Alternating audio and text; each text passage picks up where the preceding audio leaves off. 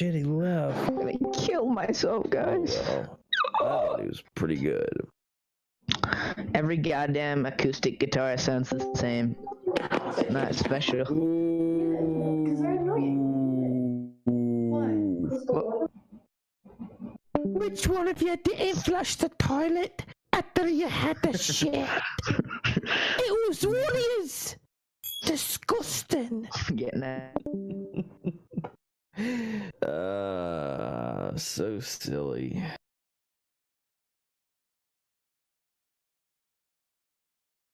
So silly. Wow.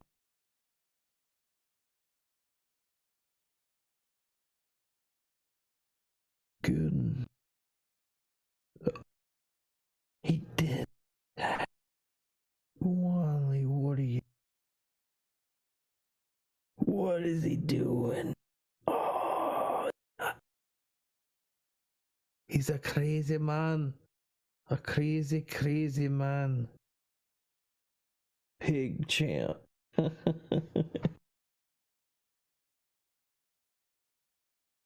Cat looking all bad and bougie. And there's this cat that looks not that.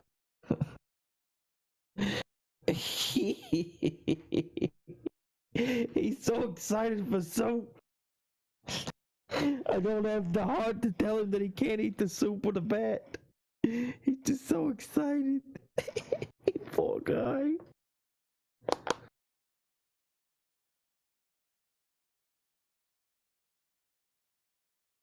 Oh, damn. For the love of God, please stop being mean to me. I'm stealing that, though.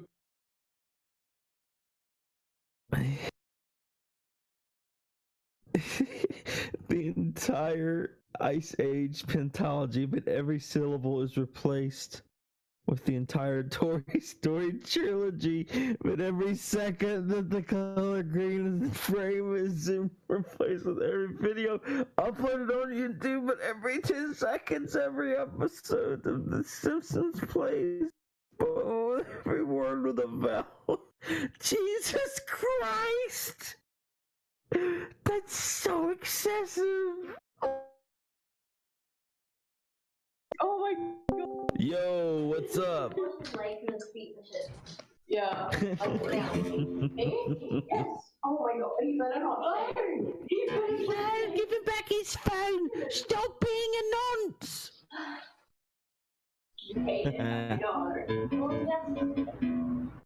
Yeah, Hello. play that funky music, person of unknown ethnicity. No, you have to. Then you never.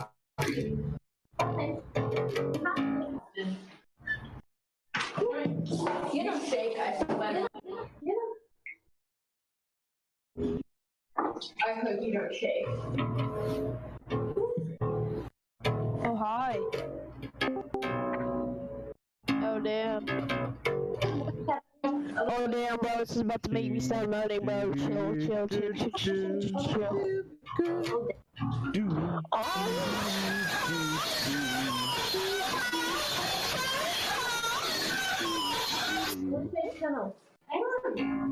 ¿Dónde está la biblioteca?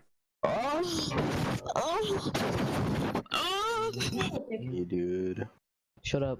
Oh my Oh, god. back to you. Yo, does anyone take AP micro or macro? I play Apex Legends.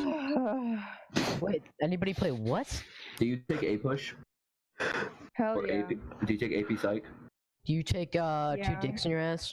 What'd you get on the? What'd you get on? Wait, did you get your results for the AP exam? Boo. No, results come out in July, buddy. Really? I did a fucking When are you state gonna exam come out, yesterday. Alan? That was annoying. July? Wait, anyone take AP seminar? Oh, Every my day. friend said that's AIDS. Good luck. I take that AP is Gender it. Studies.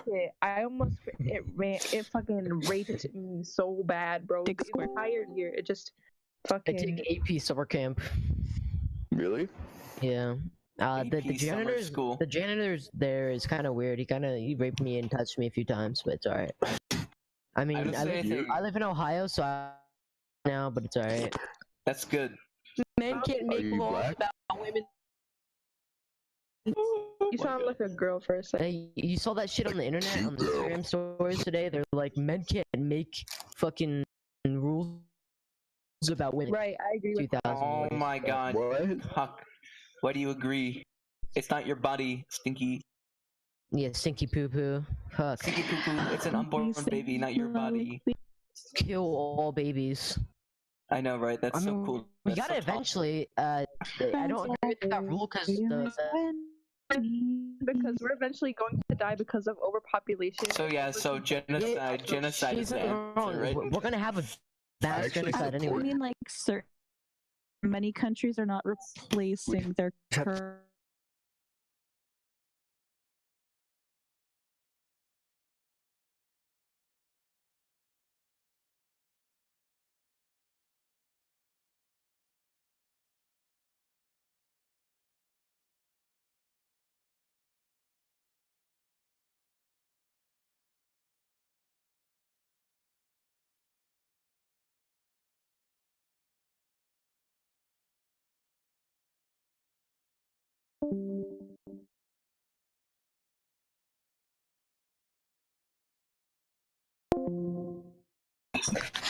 So, yo, let's all be black people. Wait, black people. Hold on, Oh, guys. wait. I'm here to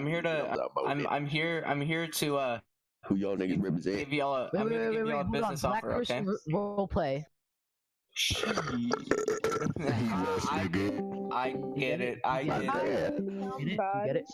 Hold on. Okay. I get it. Here. Hold on. I have a business opportunity for y'all. All right.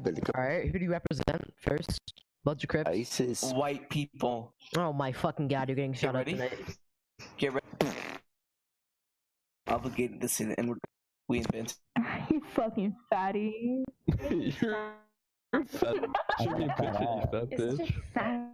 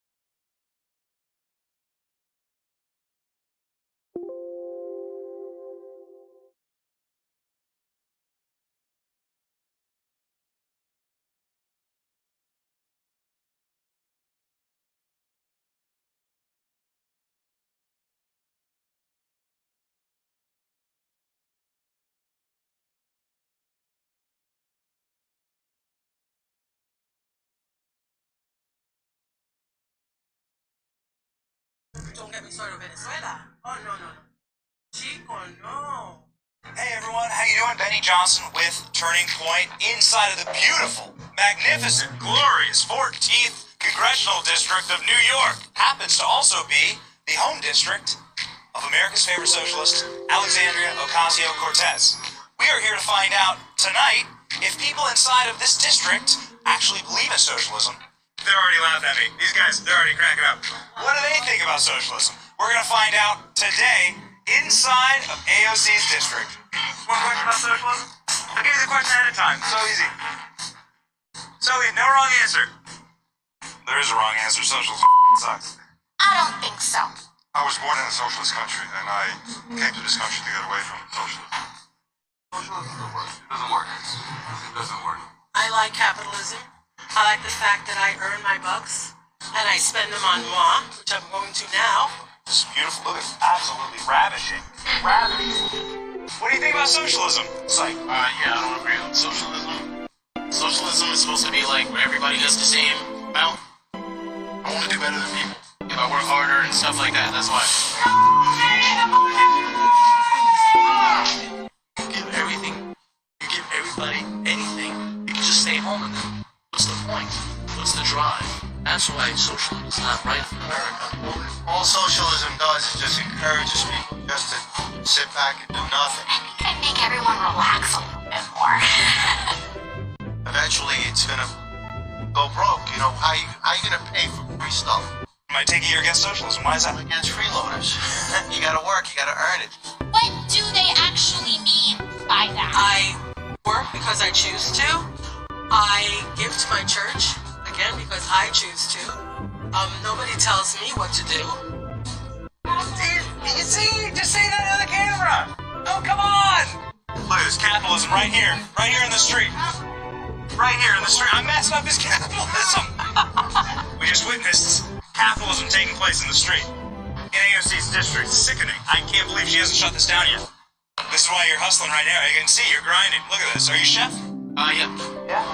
Here at this restaurant? Yeah. Yeah. Start your own restaurant someday? Of course. Yeah? You see these? I opened my own hotel. It says that you should pay people who are unwilling to work. We should all pitch in. Yeah, we have plenty of freeloaders in society today. They think that they can just print money and it'll solve the problem. It doesn't work that way. And everyone deserves equal protection and prosperity. Came to this country to get away from socialism. That's a powerful story. Do you mind telling me which one or no? Yugoslavia. It's not good. Under the Soviet bloc? Sort of, yeah. Yeah? Sort of, yeah. Did it suck? Yes, it did. And is America awesome? I think it is, yes. That's all you need right there. Does not bring joy to people. No, it does not. It does not. I mean, seriously, folks? No, nor does communism. What's your message to an American socialist, to AOC? What's your message? If you love it so much, go to all these other countries that have socialism. See how to it. Look at what happened to Venezuela. It is time that we pay people what they are worth and not how little they are desperate enough to accept. Venezuela? No, don't get me started.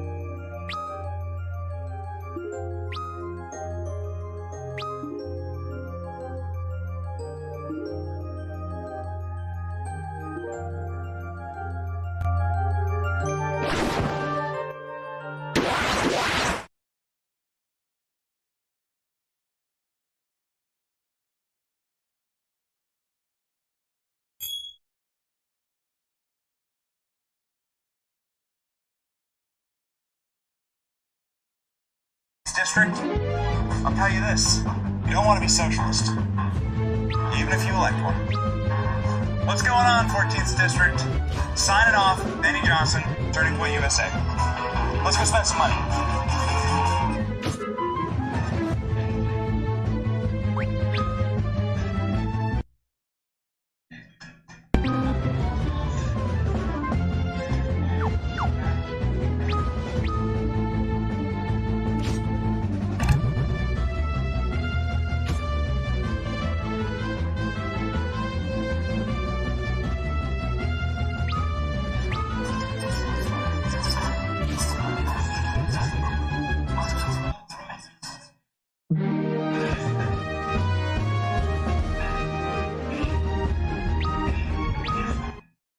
next year, a friend, Julie, and I decided to go backpacking in an NC section of the Appalachian Mountains. It was a relatively remote mountain or trail with a Boy Scouts camp at the base. We were planning on hiking the length of the trail from one side of the mountain to the other, which was supposed to take about 4 days. We drove separately to the mountain, and Julie beat me to the parking area of the trail, which had consisted of dirt road right next to a creek. There were 3 other cars parked, including hers. I met up with her, and we started hiking up the approximately 3,000 feet to the summit at around 3 p.m. Now, I had backpacked 2 times before and camped about 3 times before this. I was pretty young each time, and someone else was in charge of researching the area that we were in, but basically checking the weather for the time that we'd be there and what the camping area was like. But this time, I was the one who had decided where to hike. I didn't look at the weather or what was going on with the trail at the time, just that it looked beautiful and like a fun trek. Well, Julie was quite experienced with backpacking. She used to work for a company that led school kids on Appalachian Trail trips and was the reason that I trusted her as my backpacking partner. She had looked up the weather and the status of the trail, and apparently we're in for thunderstorms for the week. On top of that, the accomplice in an unresolved homicide case was last seen on this trail. Stupidly though, I wasn't too put off by this. So, as we hiked up the mountain, we passed what I now know were the owners of the other cars in the parking lot at the base of the trail. A woman and a man who were walking their adorable dog. A man with a fully equipped backpack. I didn't think about it at the time. And another man who had hiking sticks and seemed to be just out for a day hike, I suppose. At around 5 p.m, we were exhausted because the trail was pretty much straight up. We found ourselves in a relatively open area close to the summit and decided to set up camp. Despite the area being cleared, no one was around besides a few campfires that had been there for a while because the last rains had been about a week ago. So we set up our tents, and then we go to find firewood. And well, 20 feet up the mountain from our camp, there was an apparently abandoned tent. We ignored it at first because, well, we didn't want to be rude. Eventually, though, we realized that there was no one else around. I decided to look inside the otherwise pristine tent. The rain fly wasn't on, so I peeked inside one of the ventilation flaps. Inside was a wet sock and 3 Cliff Bar wrappers and a loose condom. Weird, but no one was around, so we ignored it. We ate dinner and tied our bear bag and went to sleep. And as soon as I zipped my tent door closed, rain started to fall. I'm not gonna lie, I'm not the most acclimated to sleeping on a flat, hard surface, so my night was characterized by periodic moments of restlessness to readjust. It was pitch black too, so it was difficult to determine whether I was dreaming or awake. During the night, though, I thought I heard 2 people come up the trail from the direction Julie and I had come from. They stopped about 10 feet away from our campsite, whispered to each other, and one of them walked through our camp. The next morning, I woke up, surprisingly well rested, I must admit. And as we were eating breakfast, I told Julie about my dream. She told me that it couldn't have been a dream, though, because she experienced the same thing. And that, when I noticed the footprints through our camp. Naturally, we went to the location of the mysterious tent from the day before, and was still there. Well, we continued our hike to the summit in the rain that hadn't stopped from the night before. The summit's portion of the trail was impassable due to overgrowth, so we went back to our cars and left. And to this day, I've been left wondering why 2 people would hike up 2,900 feet of difficult trail in the pitch blackness of night without flashlights while it's raining, only to walk through our camp.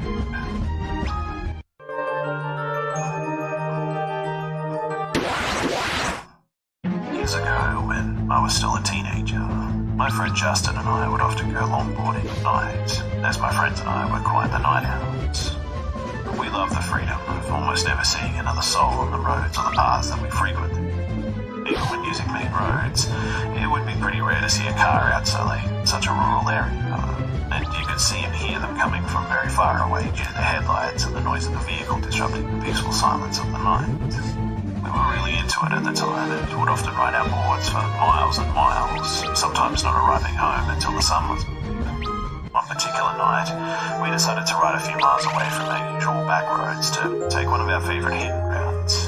It began with a narrow paved path that was the only piece of land separating two sides of a long lane. It would often sink under due to rain. We wanted to seize the opportunity to use it before it rained and went underwater again. It was roughly 2 miles long and was extremely relaxing to ride though due to the sea. After making it to the end of the lake, we decided to continue moving and turn into a very close path that leads directly into a densely wooded wilderness preservation. As we came up to the first hill, we looked down at the bottom into the blackness and we both noticed what appeared to be a tiny moving ball of dim light down there. It moved so strangely and it was extremely difficult to make out what it was. Rather than shine our flashlight down there, we curiously watched it for a few moments, whispering to each other about what it could possibly be. All at once, though, that small light turned into multiple blinding lights and extremely loud revving sounds, overwhelming our senses that had become accustomed to the dark and the silence. Acting purely on fear, we instantly turned around and ran as fast as we could, hearing yelling and revving gaining behind us. By sheer luck, we managed to run off the path into a very dark, very overgrown hole at the side of a hill overlooking where we'd just come from. We decided to hide in the natural dugout of this hill, hoping the plants and the darkness would be enough to protect us from whatever was happening. We watched our pursuers right up to where we had originally been standing. There were 4 men, 2 on four-wheelers and 2 on full-size motorcycles. They were yelling at each other about something, but we couldn't make out what they were saying due to the distance that we'd covered. We felt safe enough, though, to whisper softly to each other and speculated who they could be. Our first thought was that they might be park rangers of some kind, although we had never seen one here in the many times that we'd been there. And honestly, we doubted that this country had the budget or even the desire to have anyone patrol the deep woods at night. Besides that, though, these men were on vehicles entirely inappropriate for the paved bike trails, and they were very angry about something. And they called out to us for a while, yelling things like, "We know you're out there and we can see you, come on out." But we stayed silent and decided to call their bluff instead of running. Eventually, we clearly heard one of the men yell, "Find them now," and smashed a bottle. They had erased any hope that we had that these were just park rangers at this point. We watched them split up, each of them going a different way down the series of paths on their vehicles, including the path that we had come from. It took us what felt like ages to even move. We were frozen in terror inside the dugout, watching the lights from the vehicles travel through the woods and the paths, one of them already coming full circle and passing the point that we started from. I thought about calling for help, but I was too afraid to open my phone in fear that even the smallest amount of light would give away our location.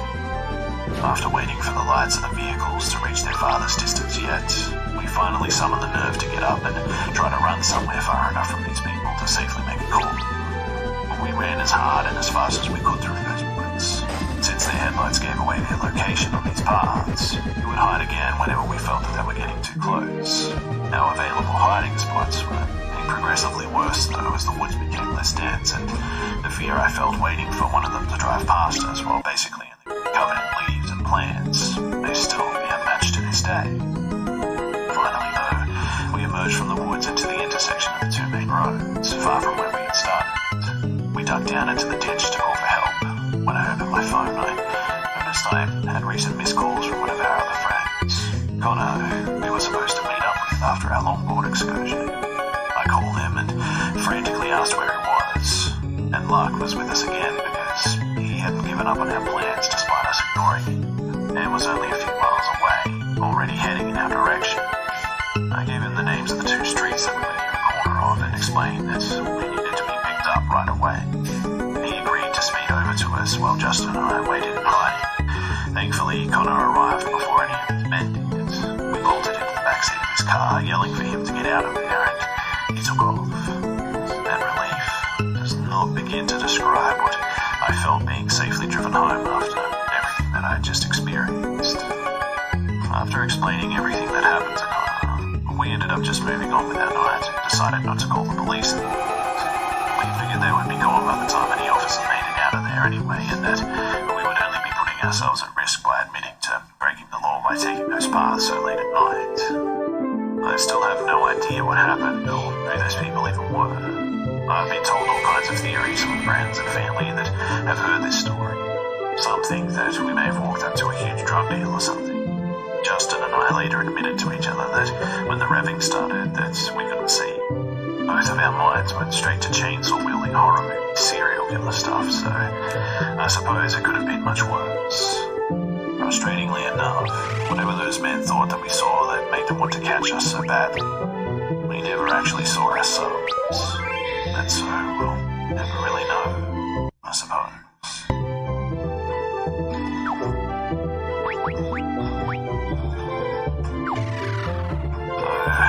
This happened to me on Thursday, April 25th. I still can't shake off just how terrifying and strange it all was. I was home alone, getting ready for my 12 o'clock college class that morning.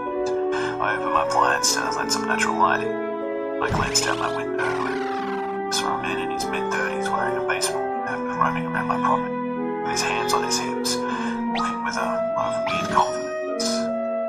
Now, our yard is kind of like a cliff, and it looks over onto 5 acres of property down below. I live in the P&W, so it's a pretty scenic view. I was really confused and thought maybe it was a worker that my mum had hired for our renovations on the house, admiring the view or something. I'm a little bit uncomfortable at this point because the dude walks to the side of my house out of sight. I head upstairs though to see him now roaming around my front yard and my driveway, looking at things, checking out my house, etc. He still hasn't seen me at this point though. I call my dad and ask him if we hired anyone to come by the house, and he says not that he knows of, and tells me that he's going to call my mum and ask her, and then call me back. I'm waiting for the call when I notice this strange dude's car. It's a white Honda, but it doesn't have any license plates. Just parallels on my front door. The dude still hasn't seen me, and he's still wandering around, so I take this as an opportunity to remember that we have a security system, and I armed it, so if he did break in, it would immediately alert the police. If this was some sort of professional or worker, he would ring my doorbell or knock at least once. He did neither, though. And just then, I get a call back from my dad saying that neither him or my mum hired anyone to come by today, and that I need to call our local police station immediately. I went back downstairs after making sure to lock every door and window upstairs and called my city's police station. I explained to a woman on the other end what was happening, and she decides that she's not going to send an officer out, and instead gives me a number to call their emergency dispatch line and told me to talk to them. I call the number that she gave me, and immediately I get an automated message saying, "Thanks for calling." Basically, that's it. At this point, I'm really irritated because 15 minutes has passed and this weird dude is still lurking around my house when I'm home alone, and apparently there wasn't enough to warrant an emergency to the lady that I called at my local police department. So I hung up and decided to call 911. After getting in touch with the 911 operator, I was asked a series of questions about his appearance before they would even alert officers near me to start heading toward my house.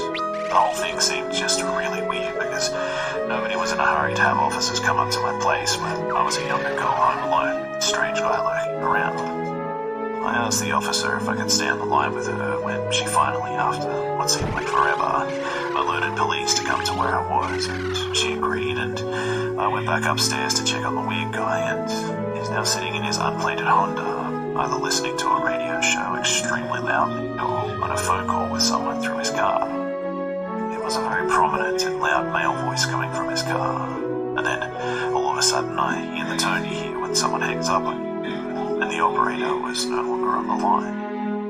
I was really confused when my thoughts were interrupted by an unrecognized phone number calling. I assumed it was the operator calling me back, so I picked it up, and instead I was greeted by a really creepy heavy breathing. I'm not sure who it was, but it really freaked me out. So I hung up immediately and dialed back 911.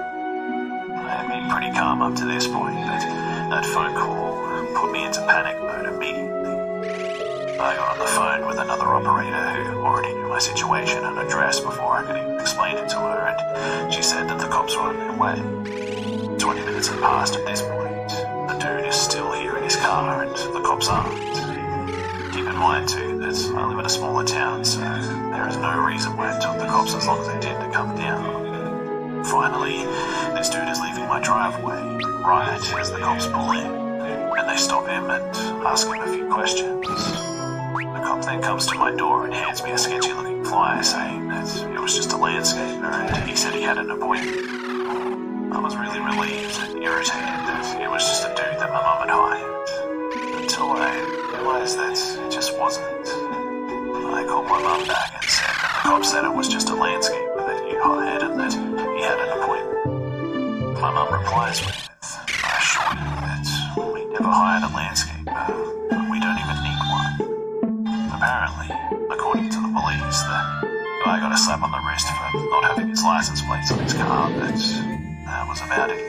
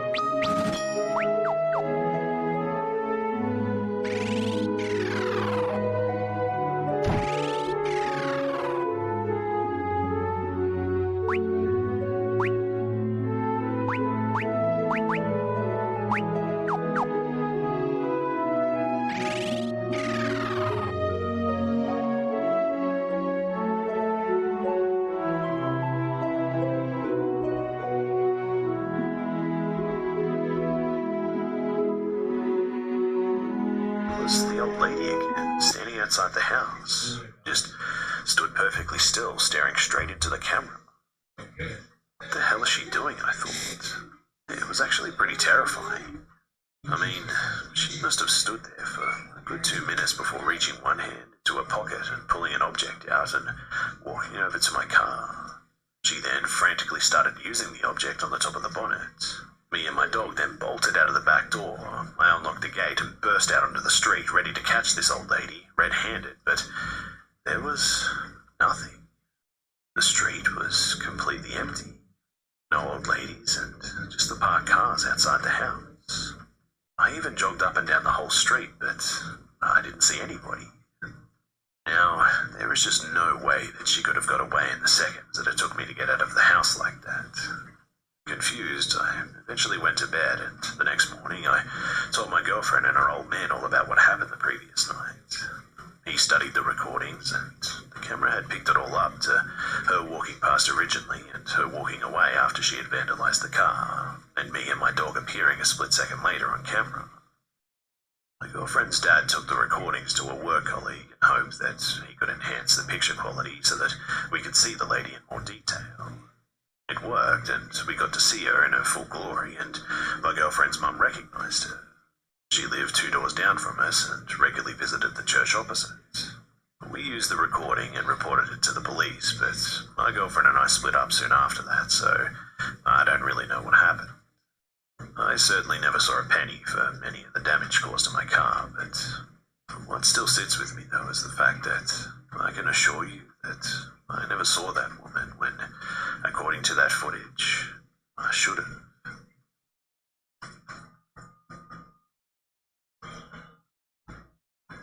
This happened about a month ago, and it's been really bugging me since then. This will be a bit of a long one, but setting up the scene is important.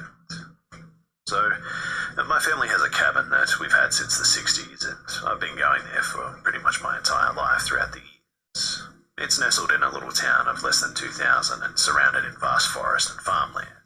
You can see cows everywhere and stray dogs who will let you pat them, and you'll see maybe 30 people in a day if you go to the little town shops and small mum and pop restaurants, but it's basically the definition of a small country town. Since I've been going here my entire life too, I pretty much know everyone. Well, my family knows everyone at least. Men dress in Western clothes and big jeans and old flannel shirts and belts with big ass buckles, and women dress in jeans and tank tops with country factory logos on them. They're all nice enough, but mostly they just kind of keep to themselves. So, I'm driving up there one night to meet my parents since they'd gone down the night previously to open the cabin for spring. My boyfriend had also flown in so that he could meet my family who lived up there. I'd been driving until it got dark, about a 2-hour and 10-minute drive from my house, and he had taken over driving around 10 p.m. There's also a little national park close by, about 15 miles in total of land, and since I'd fallen asleep and couldn't give directions, he decided to log the address into the GPS. It took him through the back way through the park that I never drive through, so when he woke me up to ask where the next turn was, since the GPS said that he could go either way, it took me a minute to figure out where the hell we were. There were no lights anywhere, and we were the only car for about 15 miles. Long forest with tall, giant trees on either side of the road, with a lonely deer or two in the woods to keep us company. I mentioned switching drivers because I remember that the road, the entrance to the park, would lead directly to the intersection that would go through a small community up to the mountain my cabin was on. But it was prime, leave a toy baby on the side of the road and kidnap someone when they check it out territory. It was dark enough and the forest was thick enough that we joked about some cult members could be hiding out there or something. Hell, maybe they actually were. Needless to say, though, we decided that stopping was not a good idea. We eventually passed through a small clearing, intersection, not the one that we wanted, with a dinky concrete building on the side of the road with one light on, and a car pulled in the slanted gravel ground. My boyfriend drives forward, and we see 2 people there. My gut immediately twisted, and I started to feel sick enough to feel ice cold run through my veins and needing a hand on my stomach. I mean, you never see people at night here, and it was 2 kids, teen boys. In fact, only around 15, I'd say. They were wearing city clothes, Nike shorts and obnoxiously coloured sports workout clothing, and just very out of place. They saw us coming and walked away from what looked like an old beat-up El Camino, probably 1965, I'd say. It's important to note that the paint was completely gone, and it had light brown dirt or rust covering the whole body. They waved and smiled at us, and that was what freaked me out the most. I didn't have a damn clue who these people were, and I knew a gas station that was right up the road, and they could just walk. I could see it past the road and the overbridge ahead, in fact. That building was also abandoned, so how was there a light on it all? They walked out onto the road, almost blocking us from going forward. My boyfriend had slowed down not to hit them as they continuously waved their hands and smiled at us. Maybe saying something, but I couldn't hear it. I remember my boyfriend's conversation going something like this. Hey, should we stop? He asked, looking nervously at me with a hand on the gear shift. No, absolutely not. Just keep driving, I said, clenching the door handle and double-checking it to be locked. But what if they're actually in trouble? I don't care. I don't know them, and my gut's telling me that we just need to leave. That building is abandoned, and it shouldn't have a light. And hell, their car is abandoned. Just drive, please. And he quickly drove around them and slammed on the gas, trying to calm me down since the whole scene scared me in such a specific and bizarre way. Images of getting out of our car as some stranger got in flew through my head. I looked behind us as we left them, and they stood in the middle of the road with a cross between them, an angry look and a calm stare, and didn't move from the road until we turned and we couldn't see them. But who were those kids, and why were they wearing city clothes? They looked too young to be driving cars, and I knew for a damn fact that the car they acted like they owned had been there for months. I knew because I remember seeing it last summer when my dad pointed out the model, and I said how I wanted one. We finally made it out, though, and found the intersection that we wanted that led to the familiar gas station, and he didn't hesitate when I said that I needed to drive next.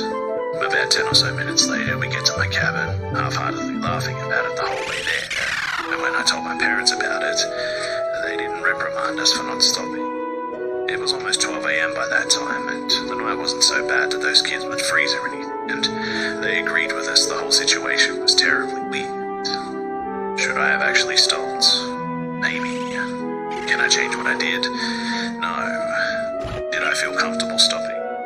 Absolutely not. I don't know who those two teen boys were, but the whole situation just felt very ominous.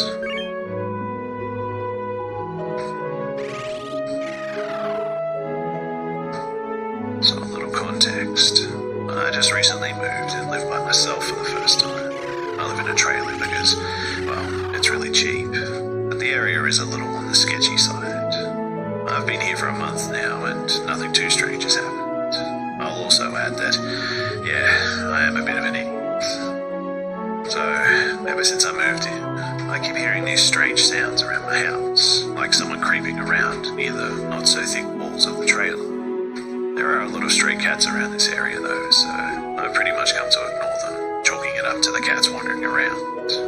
Lately, though, I keep hearing sounds near the bathroom window. It's almost like someone dragging a stick along the side of the wall outside.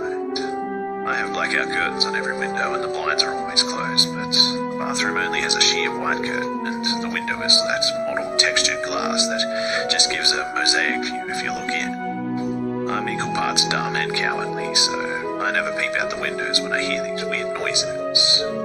About a week ago, someone started banging on my door though, and this was like banging frantically. And this is where me being a dumbass factors in. I'd have been answering the door, but then the banging suddenly stops. My stupid curiosity gets the better of me, and I open the door and see a skinny man in dark clothes. It's 7 p.m. and the sun is almost completely set, so I can't make out his features. And he's just standing there, turned back looking at me. I ask, did you need something? He stared in my direction for maybe a solid 10 seconds and then just walked a few unsteady steps away. Then he turned back and looked at me and pointed up at the sky wordlessly. Then he turned his head up to the sky and stared up for a while. Then gave me one last look and turned away and meandered unsteadily down the unlit street. I closed and locked my door, confused about the encounter. I had continued hearing the weird sounds outside my house and actually started trying to glimpse through the sides of the curtains to find the cause, but still not courageous enough to actually draw them back and look right out. Just about an hour ago, I heard the strange noise again in my bathroom and listened to it slowly travel to my bedroom window. My bathroom is connected to my room. The sound abruptly stopped for a time, then I heard it very slowly scrape against the wall back to the bathroom, and it was gone again. This whole situation is actually starting to freak me out a little bit now, but of course it could always just be the cat, and I could be overreacting. But then again, I don't know who that man was or what he's doing around my house when these weird noises are happening.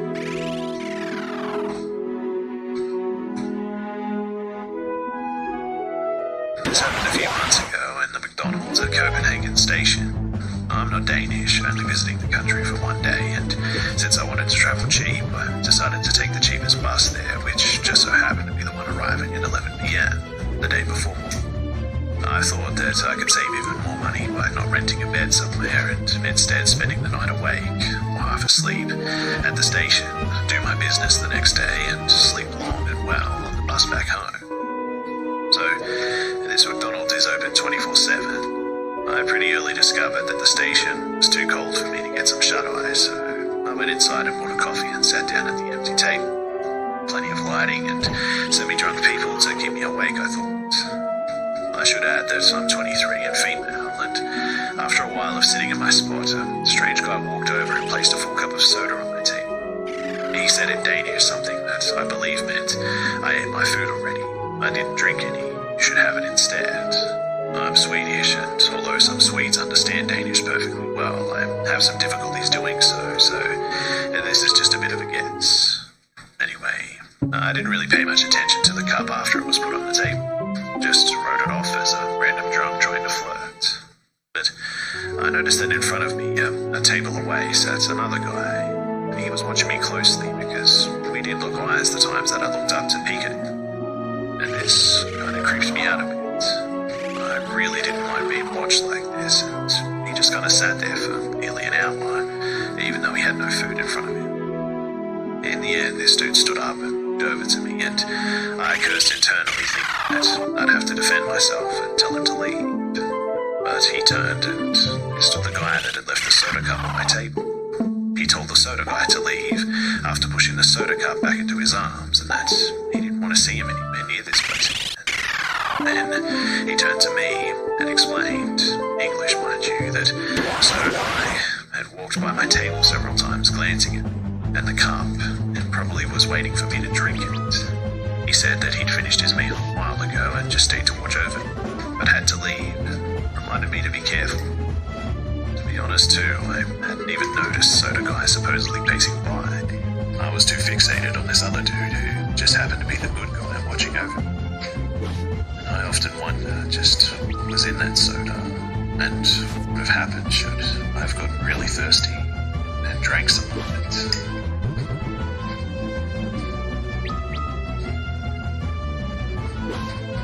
I can still remember this day like it was yesterday. My mother's words clinging to my eardrums like plastic wrap on a leftovers plate. She said, "I need you and your friends to be extra careful. There have been reports of a white truck following little girls home, and if you see your friends walking alone, don't let them. You walk with them until they get there, and do not leave them until they reach their front door." To ease her worry, I began walking with everyone to school and back home. It took me longer to get home, but I had the safest location on my street. At that time, my house could see into all the surrounding parks and school playgrounds, and sat at the top of the hill as well.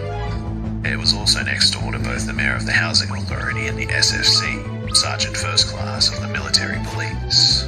In my mother's defense too, she was a single mum of 4 and was active duty. I didn't get the luxury of getting rides to school when typically she was out of home at 5 a.m. and didn't return until 5 p.m. Even in the summer, school started at 8 a.m. and ended at 3 p.m. and you could only take a bus to school if you lived more than 3 miles from campus. In case you didn't know too, the military is a full-time job. Regardless of your home situation or your kids, when you get orders, you follow them, risk demotions or being dishonorably discharged. So, I did the same routine every day. Go across the street, through the two houses, down to the sidewalk, go through an alleyway until I reach Tank Destroyer Trail, walk half a mile to the concrete bridge that goes over the street, and finally down the other side to the school side doors. Reverse order, repeat every year for 3 years. So my mother was a drill sergeant, and until that morning I had never really taken her words seriously. I remember telling her, "We live on a military base, Mum. There's no way that I'll go missing, and besides, I'll just scream." It's summer in Central Texas. It's a blistering hot day, and summer school has been dismissed early. Me and a few of my friends are walking home together, but today it's just eerily quiet between us. My gut is buzzing like an angry hive the further away we get from the school. And for whatever reason, I felt like I was just being watched. I do a scan of the area and notice that there are no other students around but myself, Aubrey, Ashley, and Amber. Nothing is being said as we get halfway across the bridge, so I break the silence and ask if they're okay. Ashley responds, "My mum and dad have been warning me about this truck that's following kids home." Aubrey chimes in and says, "Mine too. I think they're just trying to scare us." "But why?" I ask. "What purpose would that serve them to do that?" "Maybe to keep tabs on us," Aubrey replied while looking at her phone. Aubrey's dad was a bit of a control freak, but I doubt that even he would have done something that drastic to control him. If that was the case, then there would be no need for all of our parents to warn us too. "Well, I'm gonna go home this way today, guys," Ashley says as she starts to take a different route home. "Wait, but what about the truck?" Amber grabs Ashley's hand and grips it tightly. "You need to stay with us." I look over at Aubrey, who's walking a bit faster down the trail. I can hear the fear in her voice. "I'm getting out of here before something bad happens, okay?" My hair practically jumps off my body hearing her say those words. All of the danger bells and whistles are going off so loudly that I can barely hear myself talk. "Ashley, at least let us walk you there," I pleaded, and she reluctantly agrees and comes back to the trail with us. Aubrey is a good length ahead of us, and so we yell for her to slow down. She turns around, and I can see the whites of her eyes. I turn just slightly to my right, and from the corner of my eye, there's an all-white truck there. No license plate and a tinted front window so you couldn't see the driver. It was slowly driving by the curb on the main road, and it was definitely following us. There were no other cars around too, and that made it even more creepy. I stopped walking and looked back at the truck. I tried to see if I could make out any distinctive marks, a make or a model, but didn't even have a brand on it. Ford, Chevy, Nissan, no crew emblem at all. My friend stopped and then we all stared. Whoever was in the driver's seat was certainly looking back at us too, and all of us held our breaths and waited for it to leave. But it didn't. My every sense was telling me to run. My gut was telling me to run. My fight or flight was only flight at that point. I already knew what was going to come next, so I placed my leg behind me, and as I took a step back, I said, "It's going to chase us, and we need to run." Before the others could respond, the engine of the truck roared like a lion. The front tires jumped the curb, and the truck came barreling down the trail. That half a mile seemed to take forever to run down. We bolted down the trail as fast as we could. It definitely was gaining on us, though. But we get to the end of the trail and stopped at the sidewalk, and that's by my neighborhood street, and it was still chasing us. We all shouted and screamed, and Aubrey tried to get her cell phone and dial 911, but dropped it as we were running. But where was everyone? How was no one hearing us cry out? Behind all of these houses, whose backyard leads to the walking trail? And how was that even possible that they didn't hear us? Is no one seeing this? I tell them all to follow me to my house, and we finally get there. My front door is locked, and I don't have my house key. But we immediately go next door to the MP officer's house and begin hurling our fists at the door, screaming for help. The officer isn't home, but luckily his wife is. She opens the door and we frantically get inside. We force her out of the way, and we all run inside and we slam the door shut. Miss Janet is asking us all kinds of questions, but we quickly tell her to be quiet. But we don't even make it to the couch, and we all stand by the door and try to stay away from the windows. We hear the truck drive by and decide that no one leaves until Miss Janet's husband comes home. Just thinking about this too as I'm sharing this just makes my stomach turn in knots, even 11 years later. When he eventually comes home, though, we make a formal police report and tell our parents, our teachers, and other students about the incident, but we never heard any other updates on the truck. But from then on, teachers were on every post on the trail for kids walking home from school, and MPs were and still are posted on every corner within a 2-mile radius of the school.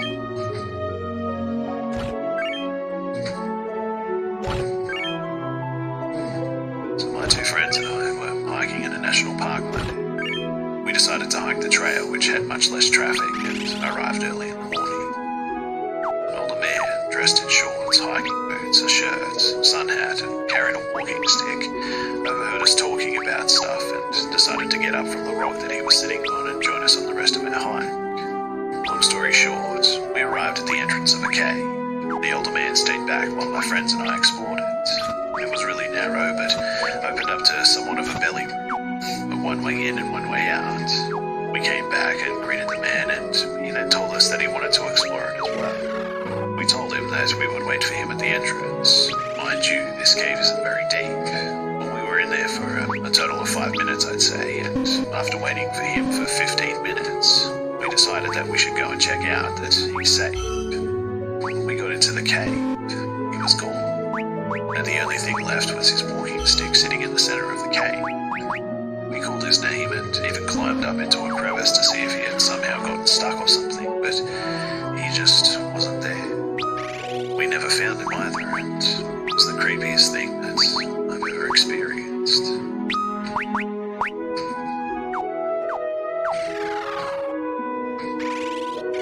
So I'm telling you this in the hopes of being able to share my experiences without too much judgment. I know not everyone will believe me, and I'm prepared for that. But I also know that there are many who are remaining silent and who can actually relate. So I'll begin with my first journal entries. I am also hopeful that one day I can find the courage to open all of my journals to the world and share some of my most terrifying experiences with the paranormal. But for now, I'll start with this. So, I know we live in a world full of skeptics who are ready to write me off as crazy. I have 32 years of unexplained experiences, entities, feelings, and a judgment, all of which I've documented in multiple journals. Early in my journey, I wanted to actually prove skeptics wrong, but now I just want them to be open to the idea that this is not a black and white world. There is so much grey, and although sometimes it's terrifying, it can change someone's entire perspective. I want to belong to a group of like-minded individuals who see and live in the greyness of the world. There was a point in my life too that I was very vocal about things that I'd experienced. I didn't fear people thinking that I was crazy, and I was adamant about changing a skeptic's mind. In my reality, I didn't understand how or why a person could be a skeptic. My first memories as a child involved an imaginary friend. It was my form of normal. Now looking back though, the things that I experienced were definitely not normal, and that I had that so-called sixth sense and was extremely sensitive to things that other people were not.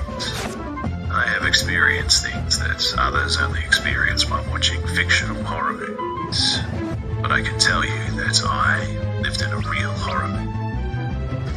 So as I mentioned, at a very early age I would